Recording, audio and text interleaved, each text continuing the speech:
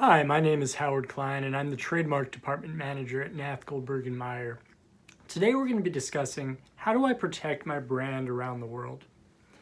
When you file a trademark application, the trademark application is limited to the country that you're filing in. So when you file a United States trademark application, even if you obtain a trademark registration, that protection is limited to the United States. There are a number of options of how you can proceed. When obtaining international trademark protection, you have the choice of 1, filing nationally in each country of interest, or 2, filing a Madrid trademark application. When you file a United States trademark application, let's say you file on July 1st, 2020, you're given a 6-month period of time, that would be until January 1, 2021, to really file in any country and claim that July 1, 2020 priority filing date. There's a big advantage to doing this. When you file, let's say you want to file in the European Union, you can file a European Union application on December 21st and get that July 1, 2020 filing date. What are the advantages of filing a Madrid application versus a national application? Well, a Madrid application is an application that's based upon your pending U.S. trademark application or registration. So let's say you file that application July 1, 2020, and then you want to designate the European Union, China, India, Canada, Mexico. You could really simply file what's called a Madrid application. You filed that application from the United States Patent and Trademark Office. You send it to the World Intellectual Property Organization, WIPO. And then WIPO will issue what's called an international trademark registration and then send that application to the countries of interest.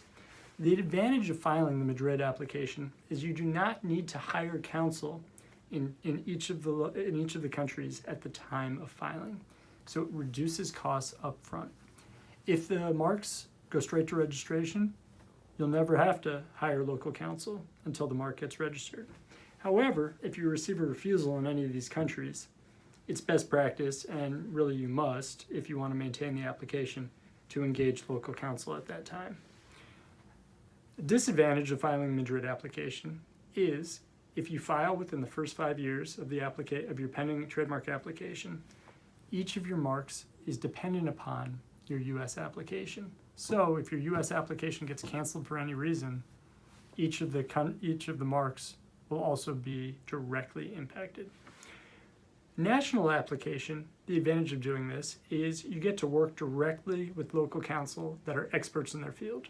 So if you file in China, you're going to be able to engage that Chinese local counsel to file the application and draft the identification of goods and services in a manner that is compliant with the Chinese Trademark Office rather than the U.S. Trademark Office. Same thing is in the European Union, for example, and many other countries. The description of goods and services is significantly broader than the United States. So, by filing a national application, you can really get a broader scope of protection. The disadvantages of filing national applications is the cost. If you're filing in multiple countries, you're going to have to engage local counsel in each of those countries, and the cost can really go up significantly. So really when filing, there's no international trademark registration that you can file that'll obtain trademark protection in every single country.